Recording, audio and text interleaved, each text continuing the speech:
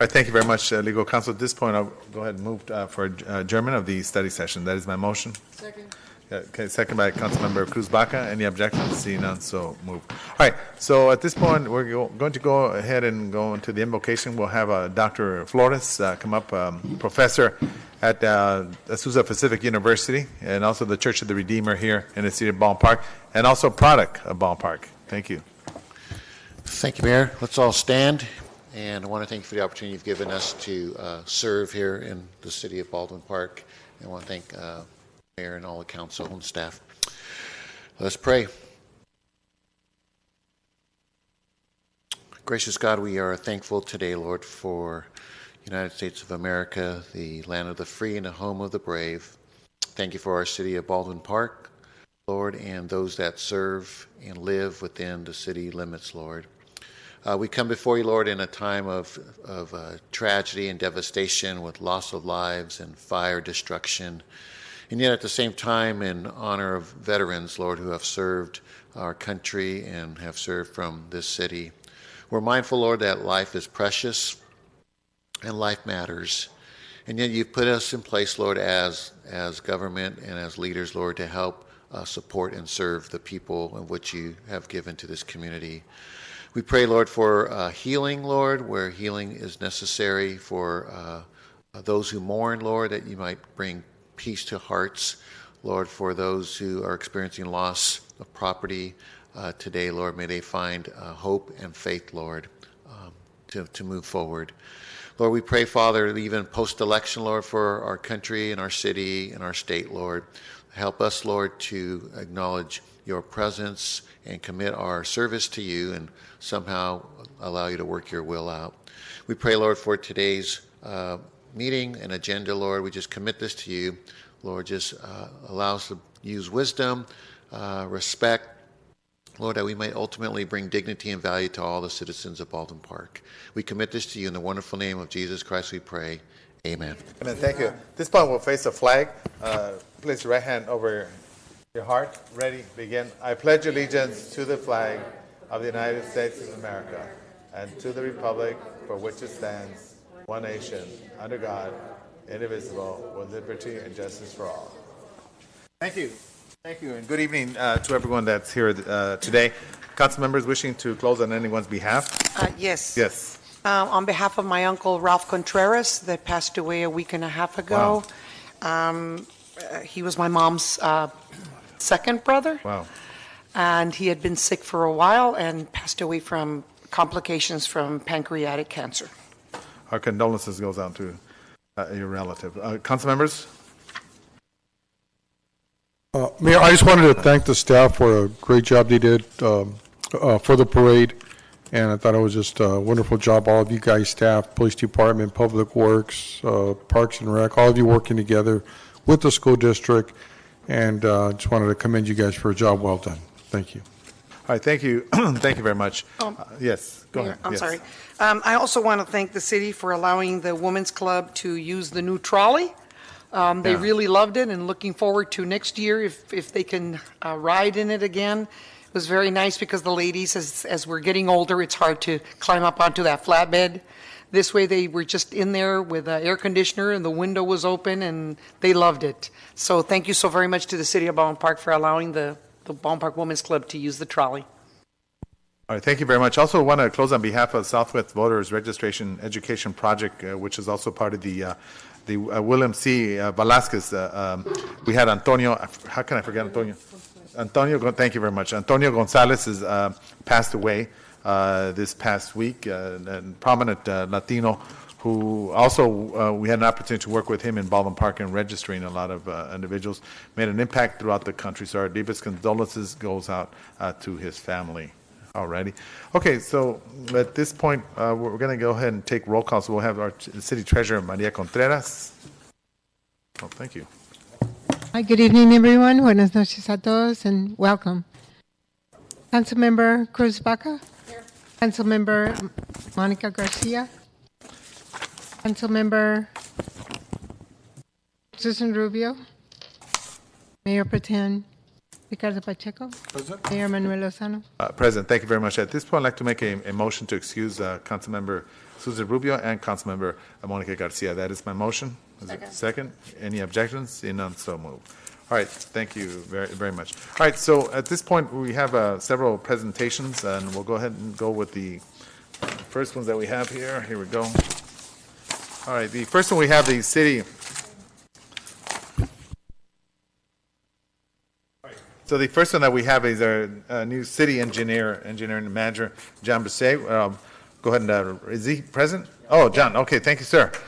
John graduated from Cal Poly Pomona with a bachelor's degree in civil engineering and from Cal State Fullerton. That's where I graduated back in the 80s. Okay, with a master's degree in civil engineering, construction management. In 2005, he began his career in the city of West Covina as a part-time engineering intern and was hired full-time as an engineering technician in the Public Works Department at the city of West Covina. John then joined the Public Works Department in the city of Diamond Bar, an associate engineer in 2014. John has performed and coordinated detailed designs for high-profile and multi-public works projects within the San Gabriel Valley region. Examples include management of capital improvement programs and implementing projects such as Grand Avenue Beautification Project, road enhancement projects, street rehabilitation projects, city entry monument signs projects, park trail projects, and complete street projects.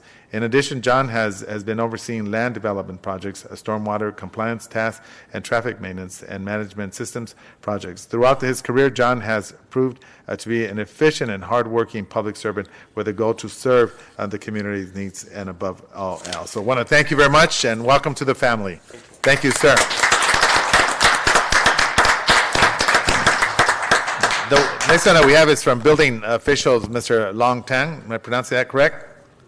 All righty, come up to the lectern. Thank you. Long comes from us from the city of West Covina, where he served as a building official for over the past 10 years. He brings with him over 20 years of experience in the building code, structural design, and ADA. Prior to coming to West Covina, he served as a senior plan check engineer for the city of Pasadena and Wildam Associates, where he was instrumental in development of numerous large retail, mixed-use, educational, and custom residential projects. Under his supervision, West Covina Building Division was essential in the efficient and cost-effective development and redevelopment of the city's West Covina Plaza Mall, Eastland Center Shopping Center, Azusa Heights Shopping Center, office buildings, hotels, dining establishments, multifamily residential and single-family residential tract developments. His direct involvement helped secure the city's most business-friendly city award from the Los Angeles County's Economic Development Corporation in 2012. With his expertise and many years of experience in the industry, he is able to assist homeowners and developers realize their projects in the most cost-effective and timely manner. His involvement has brought him and his division many letters of appreciation from residents, designers, and developers over the years. So thank you very much, Mr. Long. Mr. Tang, thank you very much for being here. All right, so let's get to work, gentlemen. Okay. All right, so then we have another presentation that we have here. So let me see where we have this up here. So, all right, so at this point, I'll ask Mr. Chief Jim Enriquez, you could step up here to the lectern, sir. Chief, appreciate that. So read this very impressive detailed information regarding him, who's obviously a family of the city of Baldwin Park, and thank you. It says Jim Enriquez has served in the fire service for over 34 years. Chief Enriquez grew up in the city of Baldwin Park and graduated from Baldwin Park High School. What year? Chief, what year did you graduate? You didn't want to put that in there. 1978, I was 17. 1978? Well, 1978. Oh, okay. All righty. Sounds good. Okay. After graduating from Baldwin Park High School, at the age of 17, he joined the United States Army. After completing boot camp, Chief Enriquez received specialized training as a medical specialist medic. After serving 3 years in the United States Army, he received an honorable discharge. Upon returning back home, he pursued the goal of becoming a firefighter. In 1984, he was hired by the Pasadena Fire Department. He served 2 years when the Los Angeles County Fire Department called in January of 1986. During 31 years of advancing through ranks, Chief Enriquez worked at many active fire stations, including Fire Station 29, and specialized assignments in the position of paramedic, fire inspector, engineer, fire captain, and battalion chief. His most notable assignment includes serving 3 years of the County of Los Angeles Chief Administrative Office, Office of Emergency Management, and working as a fire chief Freeman adjunct. Chief Enrique oversees the fire department's day-to-day operations and serves the following communities: Azusa, Baldwin Park, Badbury, Claremont, Covina, Duarte, Glendora, Irwindale, and San Dimas. Chief Enrique is a governing board member of the San Dimas Community Hospital and governing board member for Glendora Community Hospital. Additionally, Chief Enrique collaborates with all city managers, elected officials, and community stakeholders to ensure local emergency preparedness efforts. Chief Enrique's additional responsibilities include a team leader of the Los Angeles County Emergency Operations Center and Operations Section Chief as the incident management team. Chief Enrique is certified in the state of California as hazmat, incident commander, operations section chief, plan section chief, strike team leader, emergency operations center specialist, and holds master's degree in emergency service administration from California State University, Long Beach. Chief Enrique is married 29 years to his beautiful wife, Teresa, and together they have 2 wonderful sons, Jack and Jeff. Chief Enrique has served the city of Baldwin Park as an assistant fire chief for 4 years. Chief Enrique is honored and privileged to have served the community of Baldwin Park, his hometown where he started. So thank you on behalf of the city of Baldwin Park.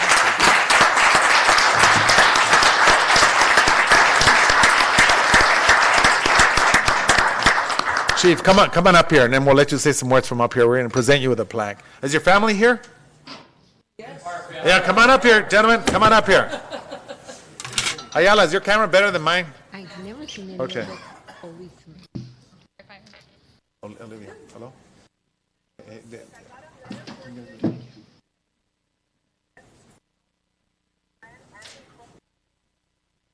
Okay, all right. Yes, I'll do that. I'm in a meeting. Okay, I will. I'll call you after. Bye-bye. All right. Manny, hold on real quick. Jean's claiming her camera doesn't work, but yeah, she's got that 10. Way better than mine, but it's okay. You're welcome. Where's the chief at?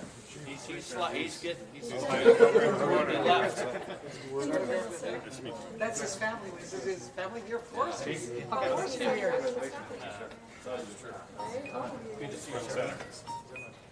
So, come on up here, chief. We're going to present you with a plaque here.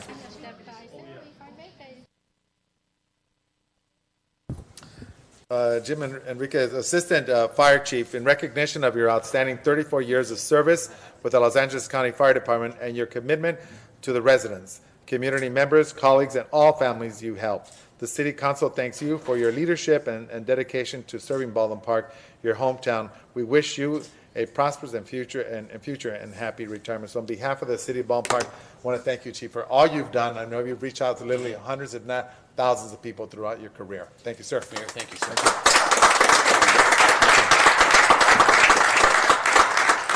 Hey, here we go.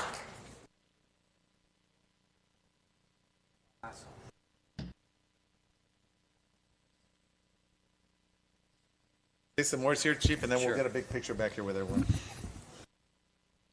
Mayor, and all, again, thank you. I'd like to thank the mayor, of course, the city staff for this plaque. I'm very honored. But before I go into say a few words, I'd like to introduce my fire family, who truly, we live together, we fight fire together, and we take care of each other. And that's been our role, and that's been my primary responsibility in my 34 years, ensure that we're rendering best care to the citizens that we serve, and certainly making sure that we take care of each other's welfare and safety. But I'd like to introduce one of our local captains, Matt Boyne. He's been serving the city of Baldwin Park for 10 years, and I'll have him introduce his team. Matt, just introduce your team real quick. To the left, Chris Peel, firefighter paramedic. Eric Eastland, firefighter paramedic Matt Linder. Engineer Gus Martinez.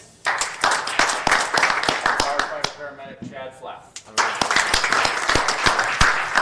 It's important. So our individuals behind us is the ones that provide the service. I'm in the office doing administrative stuff, but there are true first responders. They're the ones that respond in your community to all emergency calls. Station 29 is very active. Believe me, they have their shares.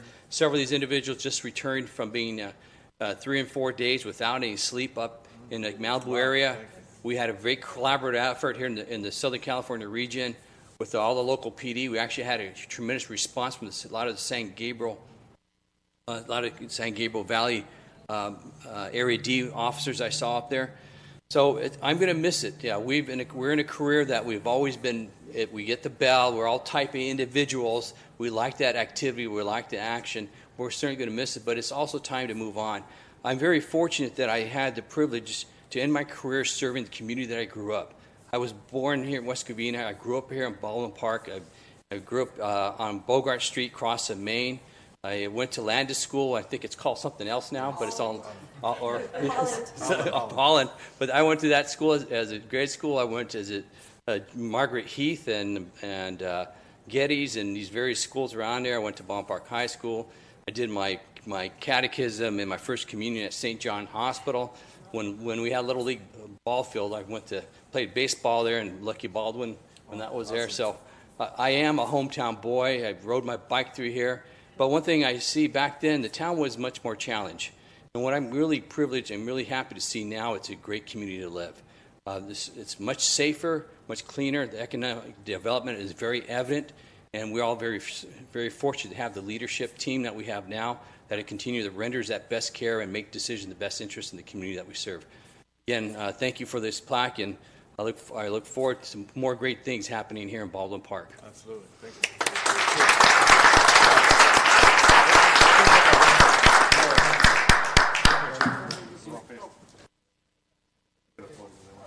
Here we go. We're going to do a separate one for the news. You're going to do. Sure. Okay.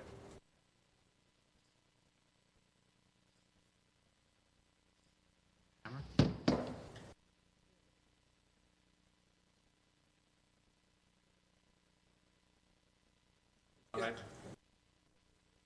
You're going to do one separate as well. Okay. Okay. Manny, so you get one separate with the chief? Okay. Thank you very much, Chief Enriquez. Appreciate that.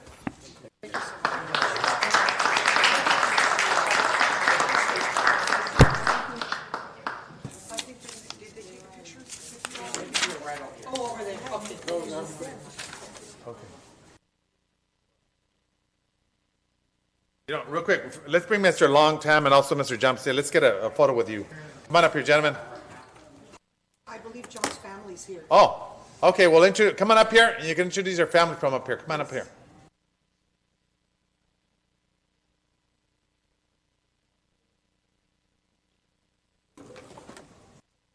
Yeah, we'll get a picture with the whole family up here. Why? Let's do it. Let's bring the family up. No, actually, that's my brother, my sister-in-law, and Oh yeah, let's bring everyone up here. Yeah, the family Absolutely. up here. Thank you very much. Oh, good. Looking forward. For your pleasure, man. Pleasure. Yeah, let's get a photo with everyone. Man, you got it? my niece, Mitchell, my dad, Amal, my mom, Samira, my dad, Nice to meet you. I'm Cruz. It's nice to meet you. You're not twins, are you? and then my Welcome brother, to Baldwin Park. All right. Hello, how are you? my brother Peter. Yeah, let's get everyone up here.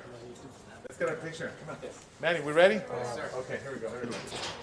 Here, sir? I know. Join this side. Here we go.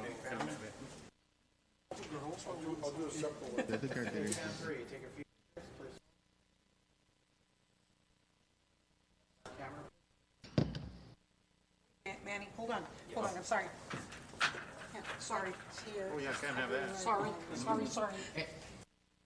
Oh, sorry.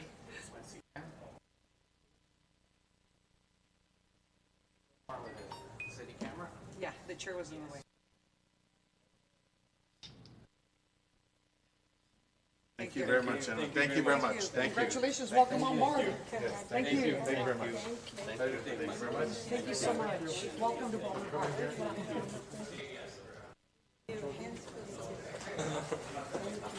you go. I'm sorry. Oh yeah, thank you. That's the last presentation, right? All right, thank you very much. At this point, I'd like to open up the public communication. Anyone wishing to speak, you have approximately 3 minutes. Good evening.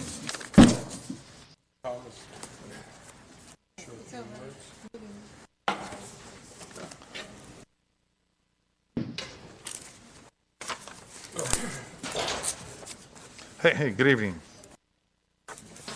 Yes, go Hi ahead. there. Thank you. Yeah, Good evening. hi. Ray Alber. Yes, Ray. Alber's Heating and Air Conditioning over on Ramona Boulevard, right by the Metrolink tracks. Excuse me, is the mic on? Can you hear me? Hello? Oh, there you go. right. Thank you, sir. Yeah. Ray Alber, Alber's Air Conditioning and Heating, right on Ramona Boulevard by the Metrolink station and tracks. Recently, there was some repair work done and alterations to the entrance to the shopping area. There was a crosswalk moved, 2 crosswalks actually, and the crosswalk was moved on Ramona Boulevard, a little bit west of the tracks, and at that entrance there, or near that entrance, there was a drive-in for vehicles to drive in. Now it's strictly crosswalk. I have seen, since this has been done, several vehicles drive into the crosswalk area and then bounce off the curb on the other side into the area, the driving area there, right in front of our shop. So I think some posts or something may need to be put there to keep people from going through there inadvertently. They don't know how to get in to that area on the north side of Ramona Boulevard. You have to enter it off. The only way to enter it is off of Bogart, and then exit it on Alderson, which is at the train tracks on the east side. The only trick is they really get confused when they try to exit because somebody put the sign on backwards, and it says "Do not enter." Okay. So people think they can't go out there. So it's very confusing for people. We've told several workers that have been involved in working out there. I actually approached the guy when he was putting the sign on to say, hey, shouldn't that be facing the other way? And he goes, well, it says on the plan that it's supposed to face this way. And he goes, oh, yeah, that's right. It should be on the other side. But the plan says this way. So he put it on the wrong way anyway. Okay. I've called Public Works, left a message last Friday, have yet to receive a return phone call. So that's why I'm here right now. All right. Okay. Sorry about that. Mr. Sam Gutierrez, could we please get together and replace that, please? Okay. Absolutely. I'll be in contact with you. I got your number. Okay. And we'll go out there, meet out there, and take care of it. Great. Yeah, and please let us know once it's been corrected, please. Absolutely. Right, thank you very much. All right. Sorry about that. I have a second Yes, sir. item. You are having a hearing, a discussion on auxiliary housing. I Correct. saw on the That is agenda. correct. And I would just like to comment that my time is up, apparently. Oh, it's a public hearing. He can Well, come back, right? in the public Good. hearing, Public hearing, you you could could come come back. back and address it. Yeah, we'll open it At up, that and, public- and it's open for input. Okay, great. Thank you.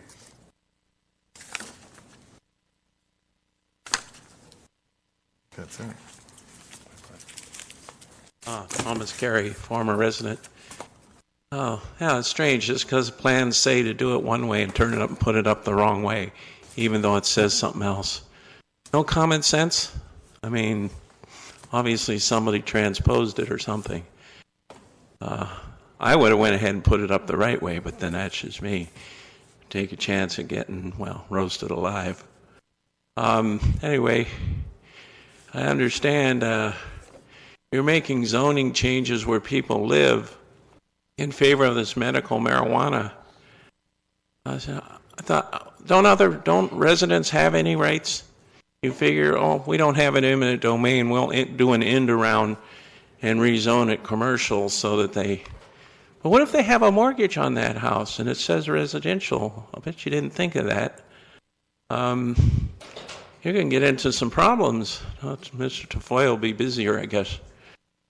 There's one property in particular, I'm not going to tell you where it is, I'll let you guess about that I know for a fact is residential.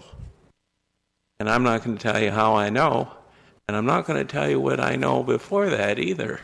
So you can be in the dark. I got some records I got to find. So I tend to pack rat paperwork, so it shouldn't be too much of a problem for me. I don't know what it is. You seem to think that you can make changes and do whatever. And I know you got those campaign contributions from the medical marijuana and all this stuff, but what are you going to do? Jeff Sessions is out in Washington. Well, what if you get somebody in there that says, oh, this is against the law under federal law, and they come to all these places and seize all their assets, and they find out who and what got money from this federal illegal activity, and maybe they come after some of you for that too, not just here, but everywhere. And haven't you noticed too, lately, there's been a lot more accidents on the freeways around. I can't help but wonder if people are driving around high and hitting other cars. Seems to be a sharp rise. I get over in the area early and I listen to the radio and I think, man, there's a lot of accidents lately. Are these people driving high on the damn medical marijuana? So it's so-called medical marijuana is recreational now. I mean, don't they understand the danger? People think they can do whatever they want. Of course, in San Bernardino, they have a problem with that. At least the police come in Baldwin Park and Covina and places. We can't even get anybody to come to the neighborhood if a guy has a gun. So be thankful you got the police here that you have, and you're not in San Bernardino. Not a good place. Not that way, anyway. All right, thank you very much. I tried to talk fast. Thank you. All right, moving along with public communication.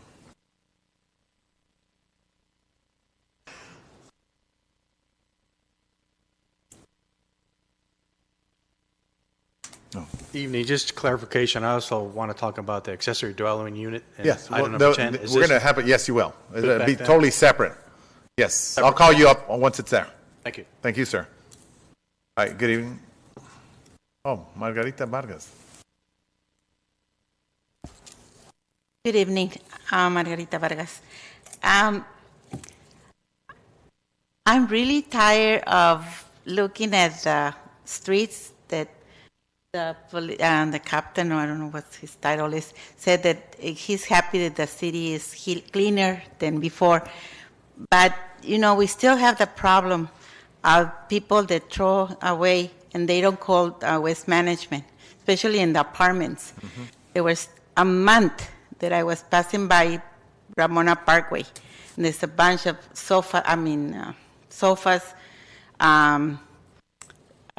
furniture, old furniture, in the apartments across the street from between Stewart and Merced. There's some apartments over there. And, you know, I don't know how can you, because you don't know who left them there, because somebody that moved and just left them. So I don't know, you can do something with the owners, but something has to be done, you know, because they can just call the waste management and they come and pick it up. And like I said, there was more than 3 weeks. They were there. I haven't seen, I didn't pass by, so I don't know if they already gone. But now in Stewart, there's a old bed and mattresses still there in the street. And they look ugly, you know, they make the street look ugly, and the other people are next to them.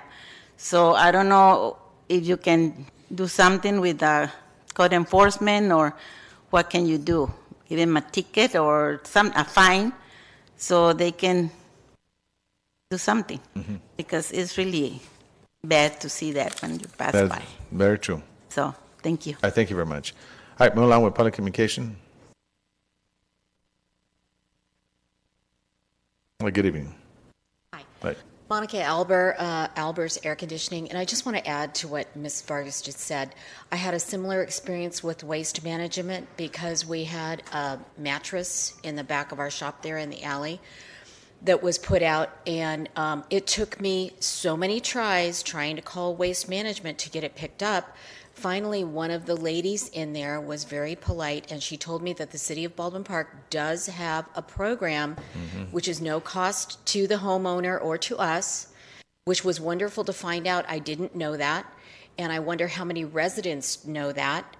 But again, it took me several phone calls, just one to the city, but several to waste management. So I don't know, I agree with Mrs. Vargas, if there's some way that could be brought to the attention of the citizens, or code enforcement could just pick those up, and it would be much nicer. Because I agree with the chief, the city is much nicer than when we grew up here years ago, and it is a much safer, more prosperous city, and I think that a lot of that is due to the citizens and the city council. So I applaud your efforts, but I think that there's still more work to be done. Okay. Thank you. Thank you. Thank you very much. Okay. More along public communication? See no further interest, I now declare the public communication closed. Just want to address that in particular, that we need to definitely, especially out on the weekends, you see all these mattresses that accumulate out there, and I just don't know why. Maybe need to place a sign up that says that fine littering will fine you $500, whatever the case may be. Legal counsel, you could assist us in that particular area, because you have people that just don't care, and it happens, especially the weekends. You see them out there, mattresses, the same places, and then we need to make sure that we invite Ms. Terry Muse from Waste Management to assist us in a newsletter, what have you, to send it out. And maybe the first page should be 1-800 number for Waste Management, so that people know that there's a solution. Just don't dump that out there. And it's so true. It's sad, but it's reality. All right, yeah, Councilmember, yes, Cruz Baca. I have a comment, and there's a camera across the street from me, and there's a sign that also says that Baldwin Park does not allow dumping or throw trash or whatever. They don't pay attention to that. There's some industrial buildings directly behind me, and every Thursday night, it's like a dump site. There's everything from furniture to mattresses to lawn or yard debris, everything, gravel, whatever, pieces of cement. So I think that we need to go after it a little more aggressively. And because it's not always the owners of the properties. I know the people that own those buildings. They wouldn't do that. So I think that other people from other either parts or other cities come in, or other parts of the city, and instead of paying the dumping fee or whatever it is, they just say, oh, this is a really nice place. We've dumped here before. Let's just go ahead and keep dumping. So I think we need to go after that a little more aggressively. So I think that so that way we can keep our city clean. And I know the mattress that Mrs. Vargas is talking about, because it was there forever this summer. And there's other places that have mattresses and couches out there in the middle, so we need to go after it a little more aggressively. Thanks. All right, thank you very much, Councilmember Cruz Baca. All right, so at this point, we're going to go into the, excuse me, let me just get my,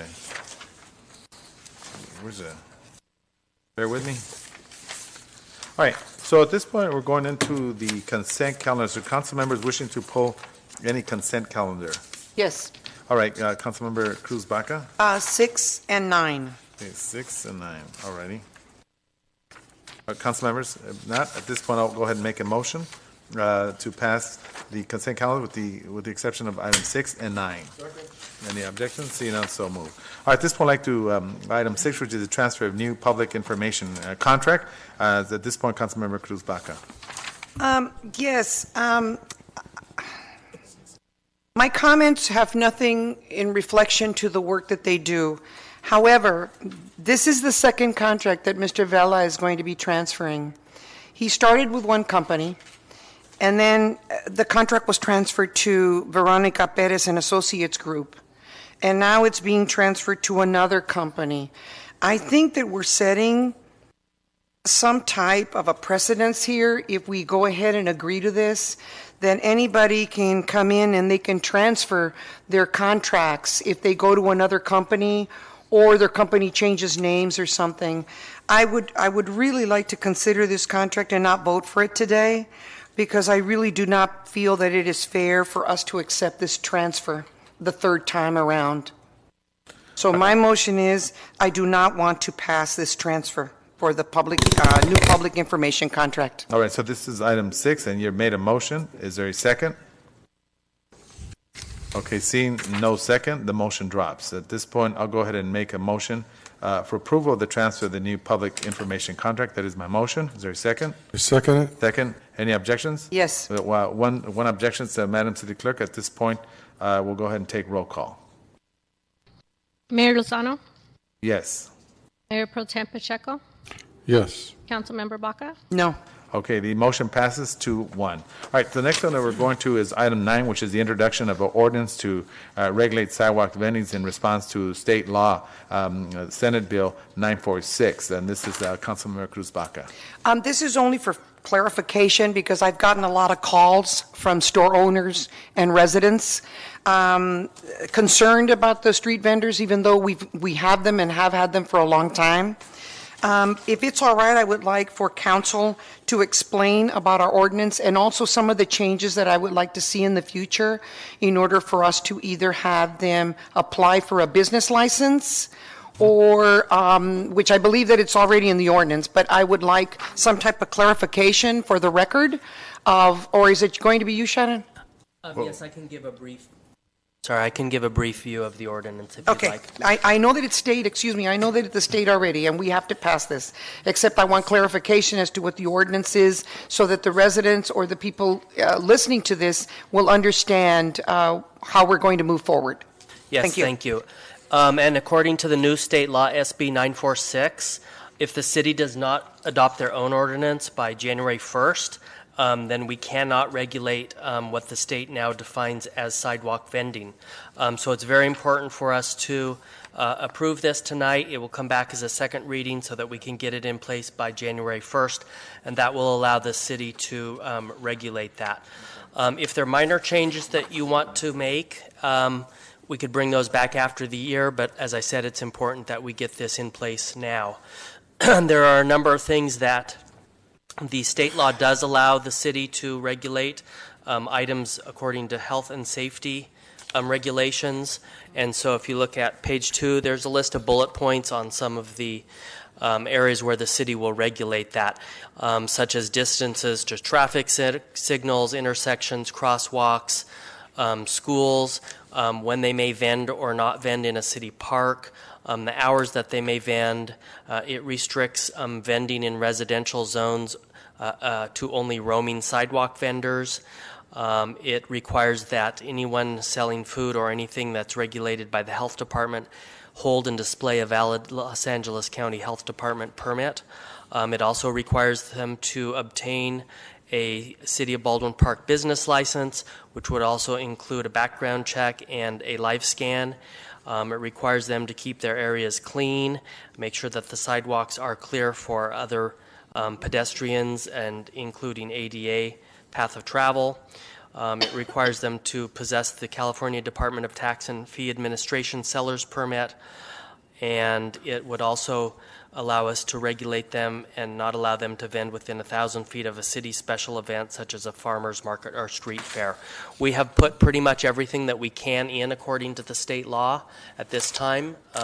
We'd like to see how it works, and as I said, if after next year there's some minor adjustments that need to be made, we could bring it back to you at that time.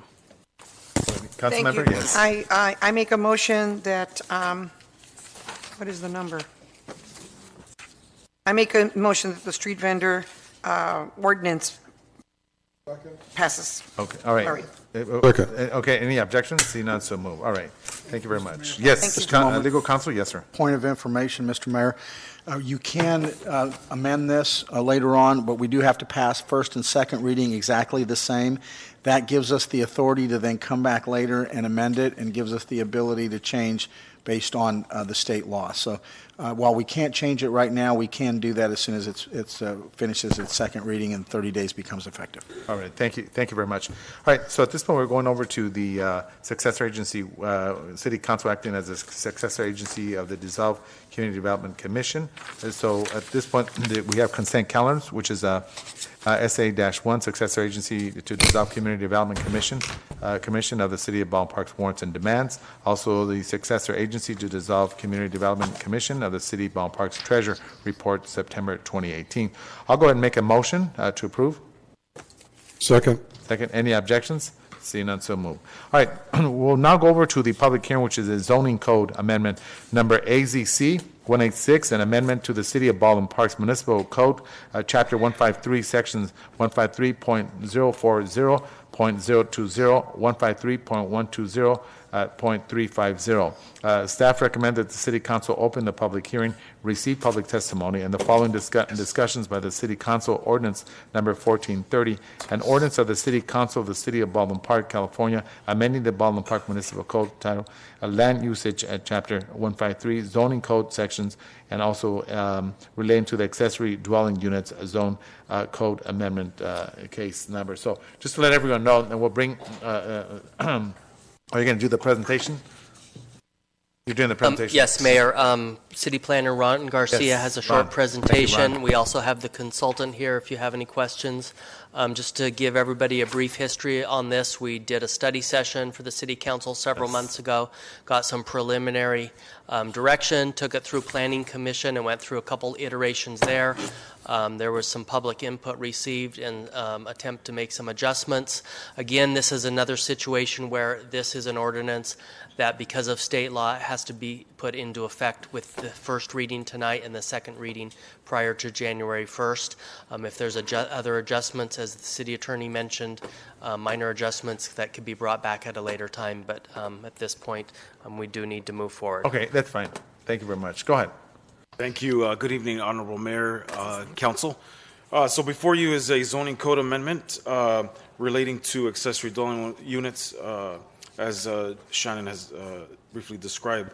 The code amendment here is to address various state assembly bills passed over the last 2 years for accessory dwelling units. Again, as Shannon mentioned, the City Council held a study session on ADUs on August 15th. The City Council provided input regarding prohibiting ADUs for lots that front a substandard street, lots located within 300 feet of a school bus stop, and lots located on a street with permit parking. Thereafter, on August 22nd, 2018, the Planning Commission held a public hearing to consider initiating the code amendment for ADUs. The Commission continued the item to address the City Council's concerns provided at the August 15th study session. On September 26th, the Planning Commission held the continued public hearing. The Commission continued the public hearing to address residents' concerns that were brought up regarding restricting ADUs for lots with a minimum area of 8,000 square feet. On October 24th, the Commission held another public hearing. In response to the residents' concerns, a draft ordinance was reviewed to allow for a sliding scale of lot size and allowable unit size for new ADUs. And I'll just briefly describe what was included in that ordinance. Here you have lot sizes. The sliding scale consists of 5,000 square feet or less. For attached existing single-family dwelling, you have 50% of the living area of existing dwelling up to a 600 square feet. The next sliding scale is 5,000 to 8,000 square feet, and there you have 50% of the living area existing dwelling up to 1,000 square feet for attached. And lastly, you have 8,000, any lots that are 8,000 above, you can do 50% of the living area existing dwelling up to 1,200. Now for maximum allowable ADU for detached, again, you have 600 square feet for 5,000, for lots 5,000 or less, and then for 5,000, for lots between 5,000 and 8,000, you have 1,000 square feet, and then 8,000 and over, you have a maximum of 1,200 square feet. So at the hearing, additional comments were received from the public regarding the requirement that the owner of the property on which an ADU is created also occupy either the ADU or the primary residence. The concern was expressed that in the case of a property held in a trust, property owners are listed either as the settler, trustee, and or co-trustee, and title would no longer be held in the same single person. Per the Planning Commission direction, staff proposes that the following language include in the ordinance, which is included in the ordinance that's been provided to you. And that language reads, the owner of the property on which an accessory dwelling unit is constructed shall reside within the primary or accessory dwelling unit.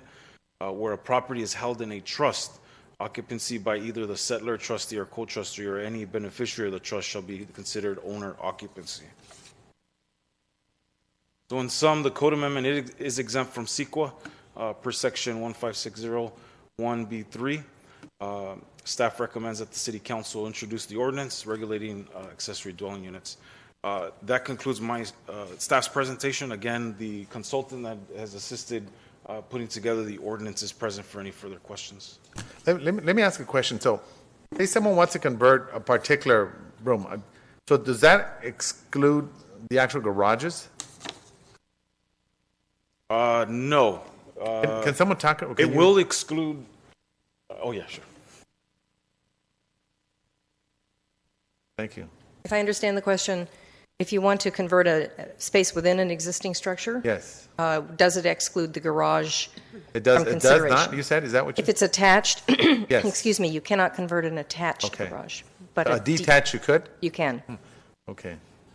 Interesting. And the actual square footage again was what? Okay.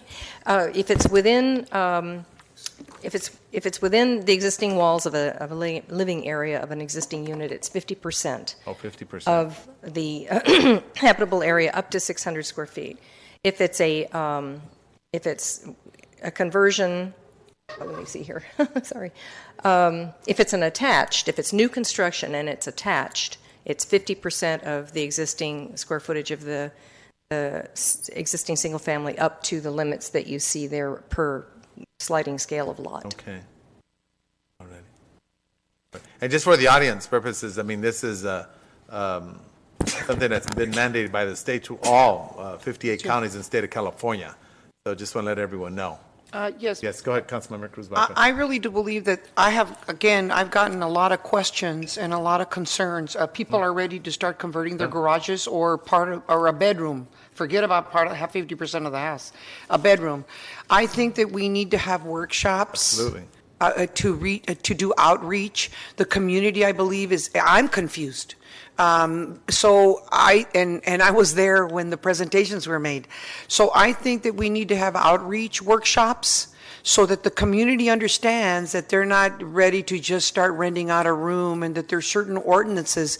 And we have to really strictly follow those ordinances. Absolutely. So that whoever is living in those dwellings can be safe. That is my concern. How safe are the residents? It's a wonderful opportunity to bring in affordable housing, and that's the whole purpose of this, the lack of affordable housing or housing period in the state of California. But I also think that we need to be very careful of our residents from living in a situation where there's the electrical is bad, or they just jimmy rigged it from the house or whatever they call it, and pretty soon you hear that there's a fire. That would make me feel very bad if I knew that I was part of this and that happened to a family or to whomever it is. So I think that we have to have very strict regulations and make sure that this isn't just where someone's going to throw a mattress in a garage and consider this an ADU. So and also the workshops, which is, and I'm repeating myself, the workshops, of course, are extremely important so that the people that are planning to do this and have space to do this, whether it's a garage or part of their home or whatever, know exactly what the regulations and the ordinance is going to entail, because that's extremely important to follow. So thank you. And I think a concern for mine, this past concert, you had, I don't know well, of course, propaganda. A group was already handing out little pamphlets saying the city's already okayed the ordinance. Of course, yes. These thugs that come in here, and of course, Latino community, they're going to fall for it. There's a good portion of people were already telling me, oh, good, this is great. So then they get stuck financed. As a matter of fact, one of them got stuck financed with $30,000 on a room that was made, by the way. And it's definitely not up to code standards. But just an FYI. Mayor, just to add to that, there are people either making phone calls or going door to door, handing out pamphlets saying that they're going to do this ADU conversion for you and that the city allows it and they're going to do the whole work. So I think you have to be very cautious.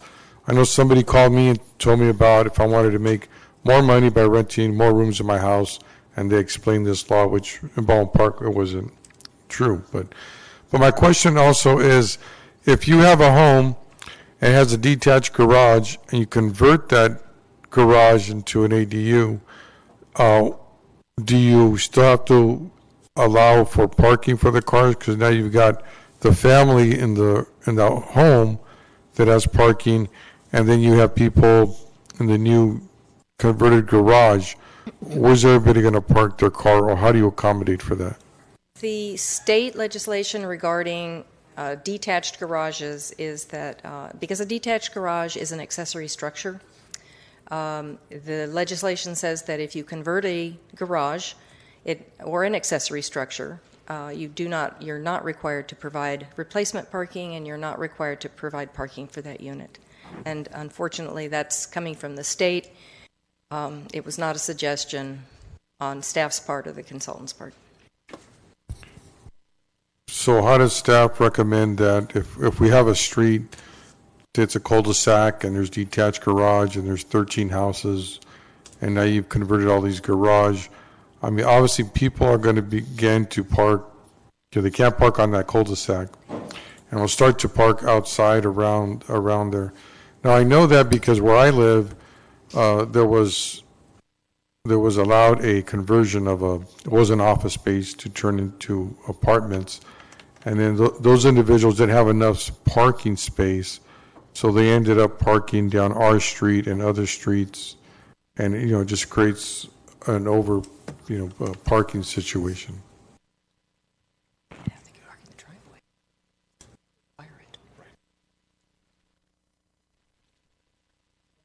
I think, I think that we have to, as the city, I don't think that with the regulations with the ADU, because there is no parking regulations, and as it is, you see our streets in Baldwin Park. I mean, you can't go. My street that used to be a very quiet street years ago, one car can go at a time because there's so many cars parked. Even with the red curb that we have now, they're still lined up all the way around Alderson to the VFW near my house.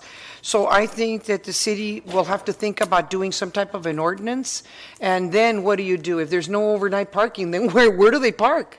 I mean, that's a very serious problem here in Baldwin Park without the ADUs, is the parking situation. Yeah, and unfortunately, as was stated, we're stuck with these requirements from the state. If we do run into neighborhoods where this type of thing is happening, we can look at permit parking or other parking restrictions on the street with a case-by-case basis. And Mr. Mayor, if I may it should be very clear that there's certain things that we can do with this ordinance, which is why we're doing this. One of the things we cannot do is require additional parking for an accessory unit. So that's just not something we can change even if we wanted to. It's amazing. If you ask me, I think the state ought to worry about its own personation and not govern or attempt to bring this down on cities. It's unfortunate, but that's where we're at. I make a motion to pass zoning code amendment. Is the public communication closed? No. Oh. That's fine. So at this point, thank you very much. I'm going to go ahead and open up the public hearing, and this is for anyone that's opposing the proposal. So if you're opposing, you come up at this point, then I'll open up for those that are in favor. So this is opposing. Good evening, sir. I'm opposing one section, letter C, that has to do with the premise occupancy requirement. I was at the planning meeting, commissioner meeting, and the direction was to pass this because of your deadlines I'm aware of before January, and I happen to agree with a great majority of what we have submitted that's above the requirements of the state. However, the direction given to the attorney was to have a hardship clause because we cannot build. The way this is written, we cannot build. We have a family member that lives in the house with his family, taking care of our elderly in the grandparents' house. Because of our financial situations, we pulled our money together, and a different sibling owns the property and the loan. The way this is written, we cannot build. We can do everything else. So I'm requesting that if you can make changes based on what the CEO stated, then we have to wait 2 more months to see if we can get that changed. I have a recommendation. Hardship clause allows for the changes to the occupancy requirement with circumstances after the balance of obligations resulting in an unequal burden on one of the parties. With that clause in there, then we can make presentations to the Planning Commission justifying what we can do to meet that hardship. I'm sorry, Glenn Garcia, I'm representing owners there on Main Street, and other people have just come to my attention also. Are you a legal counsel? Are you an attorney?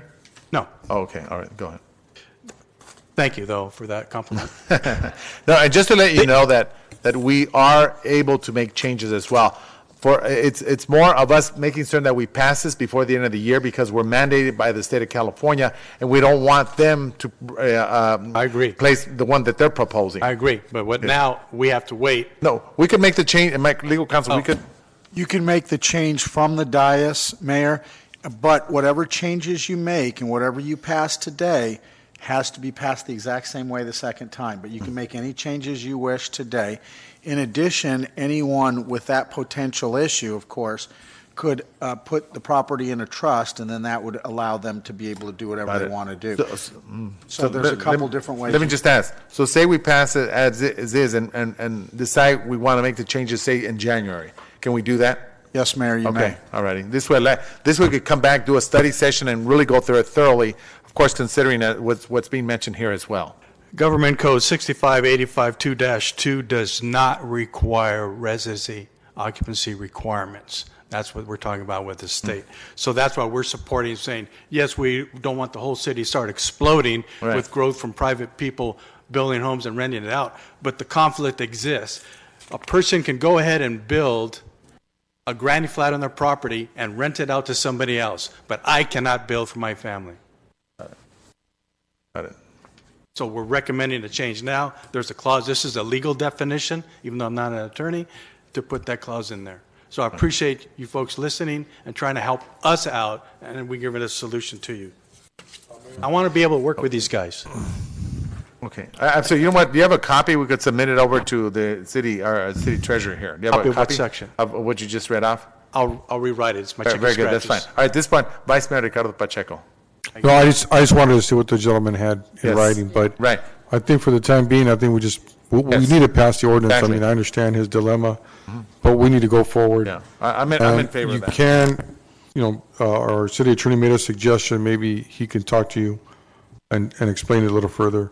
But we will consider your suggestions at the next, once this ordinance passes, and we'll revise it again. All righty? Yes, so, but I also have to say that I see Planning Commissioner Christopher Sines here. So I think that the planning commissioners should also be held accountable for looking at this on a case-by-case basis, because not everyone is going to be able to follow the qualifications. We've had problems in the past where a landlord does not take care of the property, and we've had a heck of a time trying to either get them to clean it or whatever it is, or to bring it up to code. So I think that the planning commissioner should also look at the ordinance and make sure that if it's a case-by-case, they take a good look at the property and work with our department, our planning, and our engineers to make sure that this is up to code.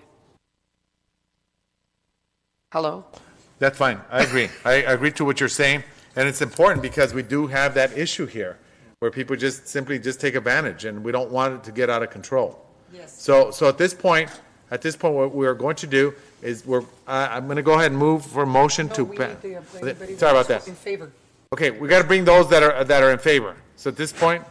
These were against. So we're ready. We got to pass it on. Oh, okay, sorry. All right, thank you. We're not done with opposed yet. Opposed? I'm opposed to He's it. opposed. Oh. No, he's opposed. Now we're in favor. He wants to. Are you in Oh, favor? but Okay. yeah, but I Opposed. mean, That's we fine. haven't finished Fine, with the that's fine. opposed. I didn't mean to, anyway. Yeah, you already have trouble with parking here and other places. True. Converting garages to residences. Covina over here, they have permit parking citywide, at least in the city part of it. The cars have to be licensed, they have to be insured, or otherwise they're towed away.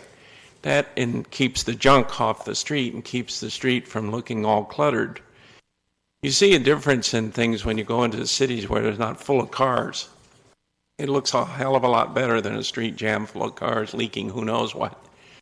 On a footnote, state law, they're always stepping on everybody's toes up there. There is an ordinances for littering is a $1,000 fine. I just thought I'd mention that. That's a little side note that they already have that. But as for, I don't know, this diagram he had up there, yeah, it's confusing to me too. I don't know. I don't know enough about it because I wasn't at the hearing, so I don't know. But it just seems, I don't know, it seems like there's something wrong with it, the way it's written. Just by, and also by what he said, that a stranger can rent a place, but the family can't do what they want with their own property. Seems like there's something wrong with that. And if you can't build out, maybe you build upward. I don't know what they allow for two-story, but I've seen some lots around the city where they jammed a big house on a little bitty lot, and the backyard is no bigger than a bowling alley lane. I mean, that's just doesn't, all these houses jammed together. I don't mind neighbors, but I don't want them that close. And the only other way to escape all the parking problems is to move into a mobile home park where you don't have this problem. They have rules there. No, there's no street parking, there's no overabundance of people or animals. So that's all. I just think that you need to go back and look at this and make sure what you're getting yourselves into. I know you can make changes in January, so like I say, pass it as is and fix it in January to beat the state and those damn Democrats up there that seem to be ruining everything in this state anyway. I tried to get them out, but you know. So, okay, I better. All right, thank you very much. At this point, anyone else wish to speak in favor? Opposed. Opposed, excuse me. No, that was opposed. No, in favor. And in favor? All right. If not, at this point, I will now declare the public hearing closed. All in favor. Oh, yeah, favor, come on up. Sorry about that. Thank you very much. Okay. Again, Ray Albert. Yes. I have a property behind my business property, a residential lot, and it is has a small house on it. And according to the way the rules are written there, the house is about a 700 square foot house. And then it's close to a 7,000 square foot lot. But I could build a 300 square foot additional unit there. It's pretty darn small. I think that the square footage requirements should be looked at carefully. If you're going to build something, you might as well build it worthwhile and something that somebody could actually live in. Also, I would like to reiterate what Cruz said, that I think these permits should be looked at individually and not be bound to these rules to where, so the planning department can actually have some discretion as to what makes sense and what would physically work and actually accomplish the goal of what this is set out to do, rather than have these restrictive things set on it. And also, hopefully, there won't be excessive permit fees and issuance fees imposed in order to get these things done, or variances in order to accomplish that. It should be able to be done by the planning commission or the planner or somebody without having to spend thousands of dollars to run it through a process and a variance process and all of that. So I agree with it, but I think that I think it's a step in the right direction, but it needs to be made a process that is not burdensome and something that makes common sense and actually achieves what the overall goal is. Thank you. Thank you very much. Mr. Mayor, yes, if I may, legal just counsel. a moment. One thing that we have to be concerned about, and I know Cruz brought this up, but I know under state law, if the regulation that we're passing is discretionary, in other words, if we can decide this person gets it but that person doesn't, I believe that would violate state law. We have to have procedures and standards, so we can't decide one person gets it but another one doesn't. And I don't know that that's what you mean, and I know that's not what Cruz means, but there are some limitations as to the discretion we can write into the ordinance. Yes, I think that would be a good idea. I think that would be a good idea for us to be able, because it's going to happen anyway. The state already is requiring all the cities. Now, do we want some leeway where we control what happens in our city? Absolutely, and this is the time to do it. because I think that eventually what we're going to find, like I said, that's why I suggested the workshops, is because I think that eventually people are going to think that they could just, like I said, throw a mattress in their garage and expect that that's okay. And I don't want that to happen. I don't want to see that happen in our city, and especially with slum landlords. So I think we need to regulate it. I think it'll start, like I said, with the Planning Commission, working with our planning department and engineers to make sure, not in a case by case like it sounds, but just making sure that we follow the regulations with each one that comes to apply for that, and make sure that they follow all the regulations. And try and create as much flexibility as we can. Yes. Sounds good. All right, so go ahead, Commissioner. Hi, Commissioner Christopher Sines, resident Baldwin Park. So first of all, I wanted to thank you guys for taking up this ordinance. My colleagues on the Planning Commission, we work really hard with staff and the community and trying to craft an ordinance still in the state's parameters that kind of cater to the needs of the community, and I think we did an absolutely great job at doing so. Certainly, there's things that can be fixed, and that's something for the future. But as it stands, I think it's a great, it's greatly written. I think I'm here kind of just expressing what Mr. Garcia mentioned. The Planning Commission unanimously directed staff to look into something what we kind of coined a hardship waiver. The intention of the ordinance is to bypass the bureaucracy and allow homeowners to build accessory dwelling units without having to go to the Planning Commission. But in the event that they didn't meet a certain criteria, they could apply for a hardship waiver, and that application would either be processed administratively or brought to the Planning Commission for approval. So I hope that you guys can consider that in your further deliberations. Secondly, something that I think we spoke on the Planning Commission very regularly, and something that I think every single member of the Planning Commission is aware and kind of concerned about, is the potential for parking. We cannot require parking. I think the entire city is within a quarter mile of mass transit, which I mean, we can't require homes to build additional parking if they're within 1/4 mile of mass transit, which our entire city is pretty much within 1/4 mile. But we really need to look into maybe moving towards a parking permit ordinance. At least I know that we have pilot programs throughout the city that have worked phenomenally. So if we can start transitioning citywide, I actually live on a street that there are only homes on one side of the street, yet I still have a hard time finding parking in front of my home. So I appreciate the opportunity to speak for the past few moments, and thank you very much. Thank you. I need an explanation about the hardship waiver, because that concerns me. If it means that it doesn't have to go through planning, and someone says I have a hardship, I need that explained as to what a hardship would. What is the definition of a hardship waiver? So I think, and I try to address this as best as I can. I think that the hardship, and it's probably coined incorrectly, it was more if you don't fall in line with what our standards are, you can apply for an appeal. So maybe hardship waiver isn't necessarily the word you should use. An appeal, I understand that, right, but a hardship waiver. Right. So that was just the word that was thrown around, or the term thrown around, but I think it would be more of an appeal. Okay, thank you. And the other thing is, and because I've worked very closely with some of the organizations that are trying to bring in affordable housing, supportive housing, transitional housing, whatever housing it is, and according to the surveys, 73% of the people that live in these particular dwellings work manually. So that means getting on public transit with all your construction gear is a little difficult.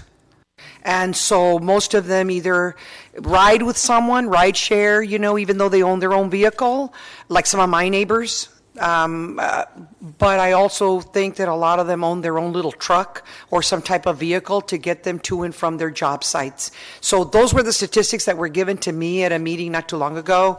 They are working families that work manually out in construction or some form of construction.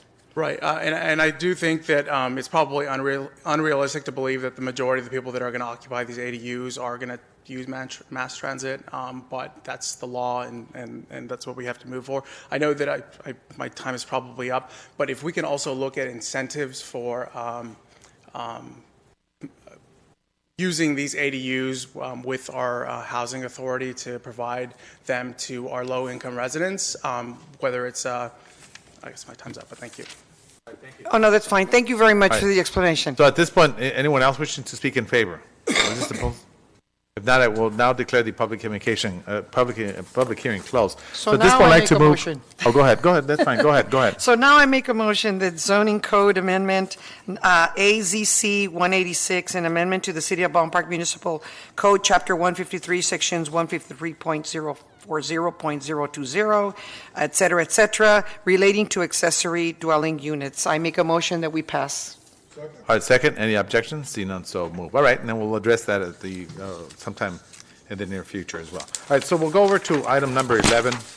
Item number 11 is the approval of the resolution number 2018-301, a resolution of the City Council of the City of Baldwin Park approving the form and authorizing distribution of the preliminary official statement and approving the form authorizing the execution of a bond purchase agreement, all in connection with the offering and sales of taxable pension obligation bonds and authorizing certain actions with respect thereto. So at this point, this is the next step in the paying off of the unfunded obligation, and staff is here if you have any questions. this one I'd like to go ahead and move for approval. Resolution number 2018-301, approving the form. Excuse me. Did you have a question? Yes. Go Could ahead, Rose that's fine. please explain? I think it's Rose, right? Yes. That will explain this to us. Okay. What the savings in, and does this include the OPEB, or is it just for the unfunded liability? This one only included the unfunded liability for the pension, not the OPEB. Yes. The saving will be estimated about 19 million. Wow. And also the proceeds will be directly sending to CalPERS to pay down the unfunded liability. The proceeds would not come to the city. Just for City Council's information and for the public. Now, let me ask you, if we're paying off the unfunded liability, of course, right? The pension. Yes. Will we be caught up, or are we going to get behind again in the near future? We will be much better off. We will be paying off as of now the estimate unfunded liability with CalPERS. Of course, we will continue to incur a small amount of unfunded liability in the future. Do you know how much that would be? I can have Suzanne Harrell come up there and give a little bit more detailed information. Could you, is she here? And I can add too, while she's coming up, part of that is an estimate because it also depends how the PERS investments do over the next few years. So we can only, make estimates on that. And then also in your request to the OPEB, Rose will be coming back with what's called a 115 trust proposal for the City Council to try to look at prepaying the retiree medical unfunded liability. Suzanne? Good evening, Mayor, members of the City Council. So, as Rose mentioned, this prepayment will fund all of your liabilities through June 30 of 2017. There will be another liability that is generated when PERS changes the discount rate from the current rate of 7.25% down to 7%, and you won't be informed of what that number is until next August. And so you don't even have an opportunity to pay that off at this moment in time. We think that's probably based on the $4 million change the last time PERS changed the rate from 7.75% to 7.25%. Your liability is probably going to go up at least $4 million based on that. Now, PERS also, as the city manager said, it also depends on their investment returns. So last year they earned 11.2%, so that provided an offset of $4 million against the original $4 million that they added. This year the return was about 8.6%, so some of that increase is going to be offset by a higher than 7% investment return. So I would say probably a net $3 to $4 million will be added next July or August when you get the new report. Do you know if not funded as part of this transaction? Do you know if there'll be any changes with this new administration that's coming in, or with the state is what I'm saying? Will there be any chances that some of this would be lower than what you're anticipating? Not for the near term, because they've already set those parameters in place for the next, like, say, 2 to 3 years. They are going to reduce the discount rate to 7%. The PERS board has already voted on that, and they're going to implement that. And they are changing, how many years they amortize these these layers that they create every year. PERS board has already voted on that. So it's really a question about what happens in the future. Do they change the discount rate from 7% to something lower? And that's just, remains to be seen. No one thinks that's going to happen anytime soon, but it's not really possible to guarantee. Yeah, no, thank you. Thank you very much.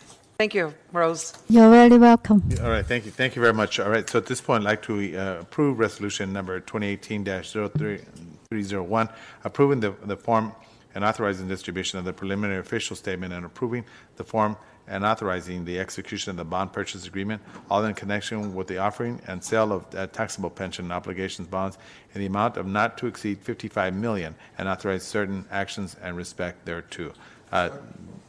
Second, any objections? Seeing none, so move. All right, so at this point, I'm going to go ahead and close the adjournment of the city council. May I just have go ahead. a comment to make? In being that we were looking at the public hearing on the various access dwelling units, I would like to see if our housing department, maybe the second meeting of January, would be able to give us an update on where our housing department is and what kind of programs we have available to our residents, and also what other programs that we could possibly either create through the city itself, through possibly doing bonds for housing, or any kind of funding that we might have. I think it's time to take a second look at our housing program, and to try to bring it up to code and make it more available to the different residents that we have in our community. So we could have that workshop sometime in the second meeting of January, because of the holidays and all that. I think would be appropriate to have at the beginning of the year. I'd like to Thank add you, Mayor. something before we close to that. And I believe that it's up to code. I really do, because of course they follow a lot of regulations through HUD and everything. However, this is my question. Do we have enough staff to be able to handle this?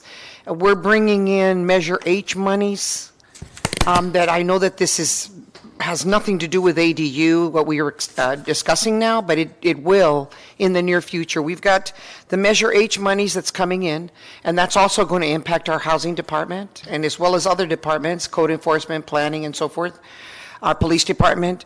Do we have enough staff to be able to handle all the new regulations or all the new laws that are coming in, which would include the ADU? So that would be a really big question to ask after the first of the year. Do we have enough staff to handle this extra load that they'll be carrying? Well, let's do a presentation. I want to know about all the different types of programs we have, and with this new funding, the propositions that have passed, particularly 1 and 2, I want to see how can we take advantage of what's available, and also what else can the city do to find more funding to be able to support that. Do we have enough staff? I mean, I think so, but we could have an assessment done by the city manager to determine that. But more importantly is what programs are out there that we have available for the community, especially in Baldwin Park. A lot of times these programs that are out there tend to be sort of countywide, and I want programs that are focused on what's available to the residents of the city of Baldwin Park. Well, I work closely right now with a lot of our different staff members, from the police department to Manny Carrillo and Eurico from Parks and Rec and Armando Nava. Sam Gutierrez, of course, that handles our public works. There are a lot of grants coming in that they're working on right now. As far as, like you're saying, grants that will bring in probably eventually some type of supportive housing, grants that will bring us and will help and assist with some of the people that may need vouchers or something to help them make it through a couple of months of paying the rent. I could go on and on. The grants are there and we're applying for them. It's just following through, and my concern is, do we have enough staff to be able to bring in all the programs that are available to us right now? Mayor, Go ahead. I think there are two different issues. We're talking about staffing and we're talking about programs. I would say staff, I want to bring everything up that's available, different types of programs, the new proposition. How does it all fit together with what we've been using and all the new programs that are stepping forward? But I think staffing is something that we could look at in the midterm budget to see what we could afford for staffing. I mean, there's always a need for more staffing, but at the same time, we have to balance with what could we afford with staffing, or if these new programs have, an administrative fee that you could have more staff. I think we look at it, but I think we're looking at two different components. One we can look at later as far as what staffing we need, and the second, more important one, is what programs are available, especially what new programs are coming up, and how do we take advantage and situate ourselves in a way that we're taking advantage of all these new programs. Well, here we go again. With some of these programs, there is funding to bring in staff for 18 months. So that's something that I really suggest that either you meet with staff or that there be some type of a workshop in the near future so that everybody can understand everything that's going to be put in motion as of January 1. So there is funding to bring in staff that pays for 18 months of staffing to be able to fill some of the positions that will need to be filled with some of the new propositions that just passed. Then we'll have staff present all that information, and that's what I'm asking. Yes, and that's fine, and that's what I said. As a city, as council members, and the community, it's time to bring this information forward, and let's discuss it. Since the state has decided to create all these new programs, and the voters have decided, let's sit down as a community, as leaders of the city council, and talk about what's the best way now to utilize these resources that are now available to us. That's what I'm saying. And that's a great idea.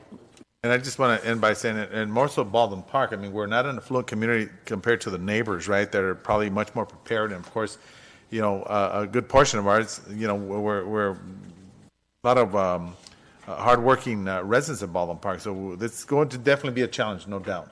Well, the good thing is that there's incredible staff that's working on this. Yeah, and like I said, I've attended and I belong to several committees and ad hoc committees. Mm-hmm. So I work and have worked very closely for the last 2.5 years. So our staff is incredible. In fact, we're like the role model of all the consultants that have put not only Measure H into place, but a lot of the consultants that work with the county in putting this.